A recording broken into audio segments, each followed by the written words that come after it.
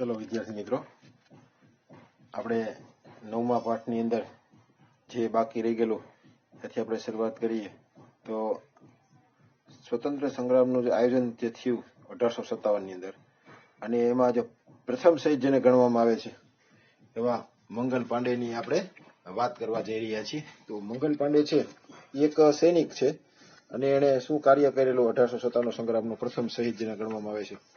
તો આપણે જોઈએ તો ઈસવીસન 1857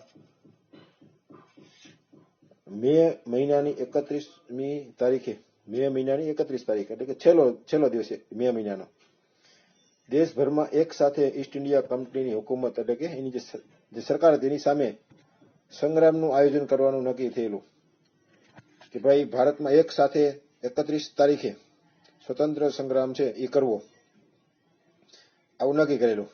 આ સંગ્રામની અંદર નાના સાહેબ પેશવા, બહાદુર શાહ ઝફર, કુંવરસિંહ, અવધના નવાબ વગેરે આમાં સામેલ હતા. બધા મોટા મોટા આગેવાનો હતા. કુશળ અને બહાદુર જે સેનાપતિનું જેનું ગણના થતી એવા તાત્યા ટોપે પણ આ સંગ્રામની અંદર સામેલ છે.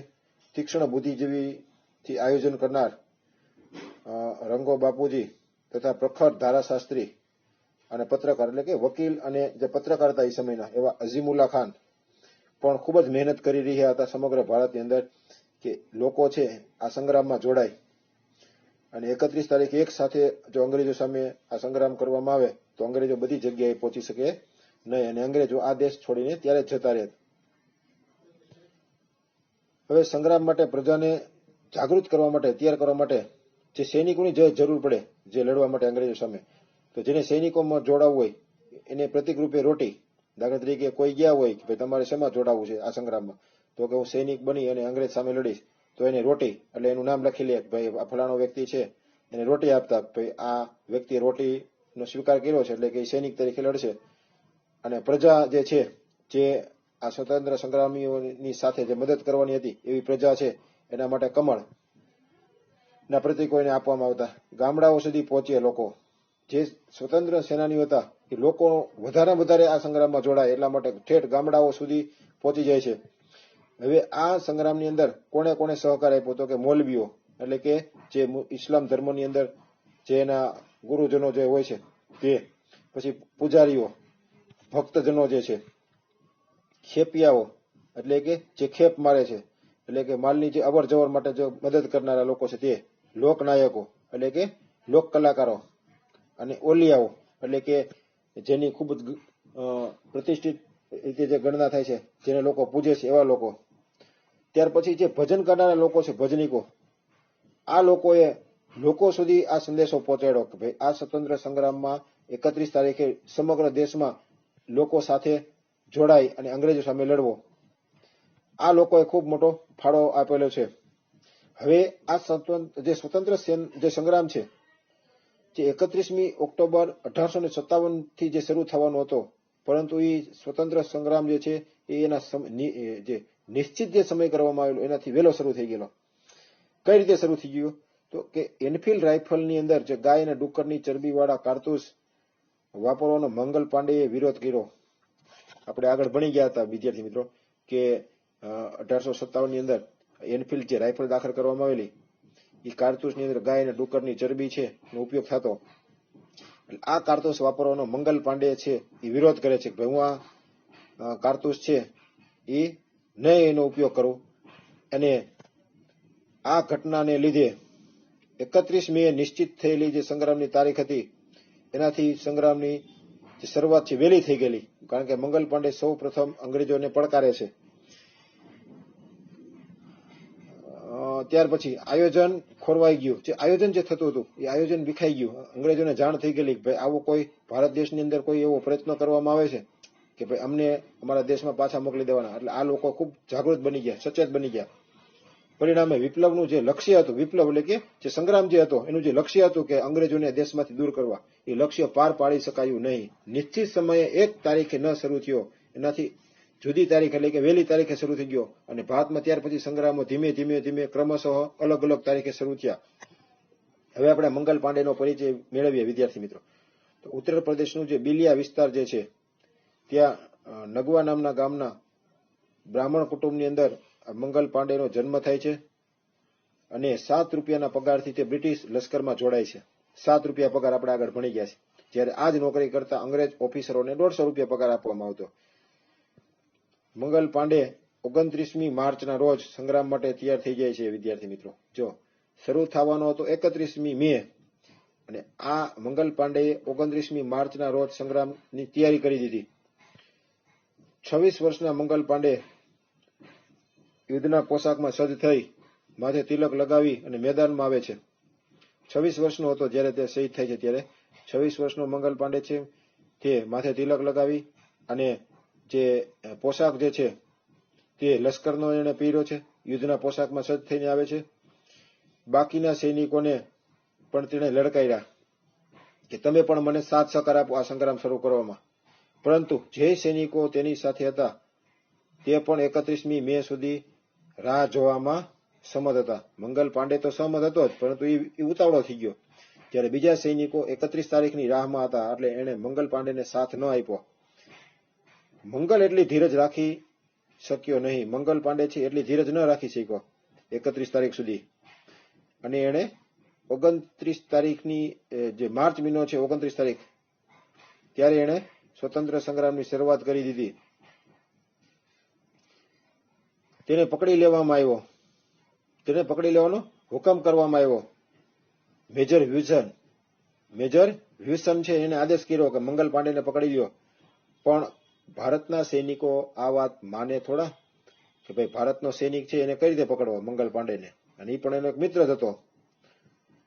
મંગલની રાઇફલે તેને વીંધી નાખ્યો. મંગલ પાંડેએ મેજર વ્યુસન છે એને ગોળીથી વીંધી નાખ્યો. એટલે બીજો એક અંગ્રેજ ઓફિસર છે તે જયારે એને પકડવા આવે છે તો એને પણ મંગલ પાંડે ધૂળ ચાટતો કરી દીધો, એટલે કે એને પણ પછાડી દીધો.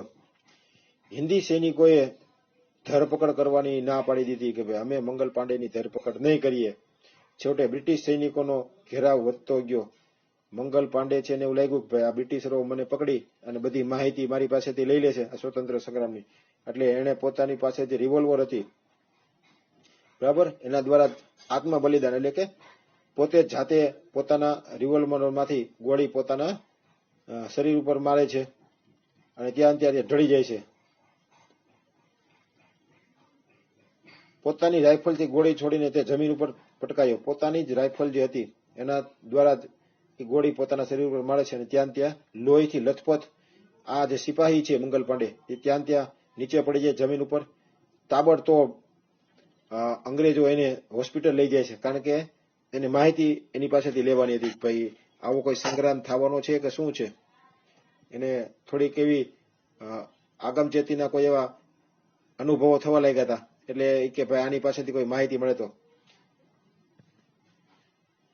કેમ કે તેની પાસેથી 1857ના સંગ્રામનું આયોજનની માહિતી મેળવવાની હતી. બાકી તો ભારતના સૈનિકોને એની સાથે શું લેવા દેવા, પરંતુ આવી માહિતી એની પાસેથી મળે એ ઉદ્દેશ્ય સાથે તે એને હોસ્પિટલ લઈ જાય છે. 6 એપ્રિલ 1857ના રોજ થી મંગલ પાંડે પર દૈનિક અદાલતનું નાટક શરૂ થયું. રોજ 6 એપ્રિલથી એને અદાલતમાં દાખલ કરવામાં, અદાલતમાં એની સામે કેસ ચલાવવામાં આવ્યો. આખી કાર્યવાહી અંગ્રેજી ભાષામાં ચલાવવામાં આવી. એ સમયે વિદ્યાર્થી મિત્રો અંગ્રેજી ભાષા તો લગભગ 101 કદાચ કોઈ જાણતો હોય. તો આવી અંગ્રેજી ભાષામાં સમગ્ર કાર્યવાહી ચલાવવામાં આવી અને મંગલ પાંડેને ફાંસી છે એની સજા છે એ ફટકારવામાં આવી. પરંતુ અંગ્રેજોને આ દેશભક્ત પાસેથી કશી જ માહિતી ન મળી. એને જેટલી તાકાત હતી અંગ્રેજોને બધી તાકાત લગાવી દીધી. ખૂબ માર્યા મંગલ પાંડેને, લાઠીઓ મારી, બરાબર, એને જેલમાં પૂરી દીધા, એને ખાવા પીવાનું ન આપ્યું. પણ મંગલ પાંડે છે એ સ્વતંત્ર સંગ્રામની કોઈ પણ માહિતી છે એ અંગ્રેજોને આપતા નથી. અને 8મી એપ્રિલના વહેલી સવારે 5:30 વાગ્યે મંગલ પાંડે છે ને ફાંસીના માચડે લટકાવી દેવામાં આવે છે અને ફાંસી આપી દેવામાં આવે છે મંગલ પાંડે. આમ શ્રી મંગલ પાંડે ઈસવીસન 1857ના સંગ્રામનો પ્રથમ શહીદ ગણવામાં આવે છે. વિદ્યાર્થી મિત્રો, તો 1857નો પ્રથમ જે શહીદ છે એ મંગલ પાંડે છે ને ગણવામાં આવે છે. હવે અહીંયા જે ચિત્ર છે 1857ના સ્વતંત્ર સંગ્રામના કેન્દ્રો, જેટલા કેન્દ્રો તમારી સામે જે નકશો છે આ બધા જગ્યાએ બરાબર સ્વતંત્ર સંગ્રામ છે એ થયેલો છે. આપણે આગળ એનો અભ્યાસ કરશું. મેરઠ છે, દિલ્હી છે, બરાકપુર છે, આગ્રા, કાલપી છે, લખનઉ, અલ્હાબાદ, બનારસ, અયોધ્યા, નેપાળ, ત્યાર પછી જગદીશપુર છે. આવા સ્થળોએ ઇન્દોર છે, દક્ષિણમાં કોલ્હાપુર, સતારા, બેલગાવ છે, સાવંતવાડી છે. આવા બધા વિસ્તારોની અંદર સ્વતંત્ર સંગ્રામો શરૂ થયેલા. હવે આ સ્વતંત્ર સંગ્રામનો વ્યાપ એટલે કે એનો વધારો કઈ રીતે થયો અલગ અલગ પ્રદેશોમાં અને એના ક્યાં ક્યાં આગેવાનો હતા વિદ્યાર્થી મિત્રો, તો આપણે જોઈએ તો સૌથી પહેલા દિલ્હી અને બહાદુર શાહ જફર એની આપણે વાત કરશું. તો મેરઠના સિપાહીઓ 11મી મેના સવારે દિલ્હી પહોંચી જાય છે. મેરઠ જે દિલ્હીથી ઘણું નજીક આવેલું છે, ત્યાંના જે સિપાહીઓ છે, જે લોકો, જે સૈનિકો બની અને હવે દિલ્હીને કબજે કરવા માટે જાય છે, તેઓએ ત્યાં રહેલા સિપાહીઓની સહાયથી મેરઠના સિપાહીઓ અને દિલ્હીમાં જે સિપાહીઓ હતા એ બંને ભેગા મળી અને દિલ્હીનો કબજો લઈ લે છે. ઈસવીસન ક્યારે લઈ લે છે તો કે 11મી મે. જો તારીખ છે 31મી તારીખે શરૂ થવાનો હતો, એને બદલે અલગ અલગ તારીખે અલગ અલગ બરાબર શરૂ થયો. પેલા 29મી માર્ચથી મંગલ પાંડે શરૂ કર્યો, ત્યાર પછી 11મી મે બહાદુર શાહ જફર છે અને મેરઠના સિપાહીઓ છે એ પણ શરૂ કરે છે. અલગ અલગ તારીખે તમે જોઈ શકો છો. સમગ્ર એક સરખી તારીખે ક્યાંય સ્વતંત્ર જે સંગ્રામ છે એ શરૂ નથી થયો. ત્યાં રહેલા સિપાહીઓની સહાયથી દિલ્હીનો કબજો લઈ લીધો. તો આ લોકોને ઘણી બધી સફળતા મળેલી સ્વતંત્ર સંગ્રામના જે સેનાનીઓ હતા એ બધાને. હવે 80 વર્ષના વૃદ્ધ જે હતા બહાદુર શાહ જફર, એની સમજાવટથી એને હિન્દના સમ્રાટ તરીકે જાહેર કર્યા. બહાદુર શાહ જફરે ના પાડી કે હું તો વૃદ્ધ થઈ ગયો છું, પરંતુ અત્યારે કામ ચલાવ રીતે તમે આ ભારતના હિન્દ એટલે કે ભારતના તમે સમ્રાટ એટલે કે રાજા બની જાઓ, એવું એને જાહેર કરવામાં આવ્યું. દિલ્હીનો કબજો લઈ લીધો આ લોકોએ ભેગા મળી. બહાદુર શાહ જફરે સ્વતંત્ર સંગ્રામનું નેતૃત્વ સ્વીકાર્યું, કારણ કે દિલ્હીની ગાદી જેના પાસે હોય એ સમગ્ર દેશનો રાજા ગણાય એવું આપણે કહી શકીએ. હવે બહાદુર શાહ જફર છે એને દિલ્હીના રાજા હતા, એટલે એને સ્વતંત્ર સંગ્રામનું નેતૃત્વ એટલે કે આગેવાની લીધી અને એના કારણે આ સ્વતંત્ર સંગ્રામને પ્રોત્સાહન મળ્યું. અને આ સંગ્રામ હવે દેશના અલગ અલગ ભાગોમાં ફેલાય છે. અલગ અલગ પ્રદેશોની અંદર આ સંગ્રામ ફેલાતો ગયો. હવે જોઈએ બીજું એક પાત્ર આવે છે, જે તમે ચિત્ર જોશો તો નાના સાહેબ પેશવાની આપણે વાત કરશું, જે કાનપુરમાંથી આવે છે, જે ઉત્તર પ્રદેશમાં આવેલું છે. કાનપુરમાં 4 જૂન 1857 થી સંગ્રામ શરૂ થયો. અલગ અલગ તારીખ તમે જોશો. સંગ્રામકારીઓ એ શહેરનો કબજો લઈ લીધો. જે સંગ્રામકારીઓ હતા એને આ શહેર છે એને કબજામાં લઈ લીધું અને પેશવા નાના સાહેબને આગેવાની લેવાની ફરજ પાડી દીધી. જે પેશવા હતા એટલે કે નાના સાહેબ પેશવા, જે આપણે મહારાષ્ટ્રથી આવે છે પોતે, અને એને આગેવાની લેવાની ફરજ પડી. 22 દિવસ કે ભાઈ તમે આનું નેતૃત્વ સ્વીકારો કાનપુરનું. એટલે નાના સાહેબ પેશવા છે એની આગેવાની લે છે. 22 દિવસ સુધી કાનપુરને ઘેરી રાખવામાં આવેલું આ સ્વતંત્ર સંગ્રામીઓ દ્વારા, અને અનાજ પાણીનો પુરવઠો ખૂટી ગયો. અંગ્રેજો છે એને શરણાગતિ સ્વીકારવી પડી. અંગ્રેજોએ આ જે સંગ્રામમાં કાનપુરથી બહારથી કોઈ મદદ ન આવી શકી, અને જે પુરવઠો હતો અંદરનો પાણીનો, અનાજનો, 22 દિવસ સુધી તો માણ હતો એની પાસે. એટલે આ અંદર રહેલા જે અંગ્રેજો હતા એને શરણાગતિ સ્વીકારી લીધી. એટલે કાનપુર છે એ પણ આ જે સ્વતંત્ર સેનાનીઓ હતા એની પાસેથી આવી ગયું, દિલ્હી આવી ગયું, કાનપુર આવી ગયું. હવે ત્યાર પછી બિહાર અને કુંવરસી. બિહારમાં પટણા અને જગદીશપુરની અંદર જે સ્વતંત્ર સેનાનીઓ જે હતા એની આપણે વાત કરવા જઈ રહ્યા છીએ. પટણા અને જગદીશપુર છે એ સ્વતંત્ર સંગ્રામના મુખ્ય કેન્દ્રો હતા. અહીંયા પણ સ્વતંત્ર સંગ્રામ થયેલો અંગ્રેજો અને સ્વતંત્ર સેનાનીઓ વચ્ચે. હવે જગદીશપુરના 70 વર્ષના જાગીરદાર એટલે કે જેની પાસે ઘણી મિલકતો છે એવા, જો એની જમીનો પણ પડાવી લીધેલી, આપણે આગળ ભણી ગયા છીએ અંગ્રેજોએ. કુંવરસી સંગ્રામની આગેવાની લે છે. બિહારની અંદર જે સંગ્રામ થયો એની આગેવાની કુંવરસી પોતે લે છે. તેમણે એક નવયુવાનની જેમ અંગ્રેજો સામે લડી તેમનો વીરતાપૂર્વક સામનો કર્યો. પોતે 70 વર્ષના છે, પણ એક નવયુવાન જે રીતે લડતો હોય તે રીતે વીરતાથી તેણે અંગ્રેજોનો સામનો કર્યો. હવે એકવાર કેવું બને છે આપણે જોઈએ વિદ્યાર્થી મિત્રો કે આ કેટલા બહાદુર હતા સ્વતંત્ર સેનાનીઓ. તો એકવાર તેના હાથની અંદર કાંડામાં એને ગોળી વાગી જાય છે કાંડવમાં, બરાબર. એટલે ઘાનું ઝેર શરીરમાં વ્યાપી ન જાય, અને જો દવાખાને જાય તો એ મોટા ભાગના દવાખાનાઓમાં જે ડોક્ટરો હતા એ અંગ્રેજો હતા, અને બીજા કોઈ ડોક્ટરો પાસે જાય અને અંગ્રેજો ત્યાં એના સૈનિકો એની રાહ જોઈને ઉભા હોય, કદાચ પકડાઈ જાય.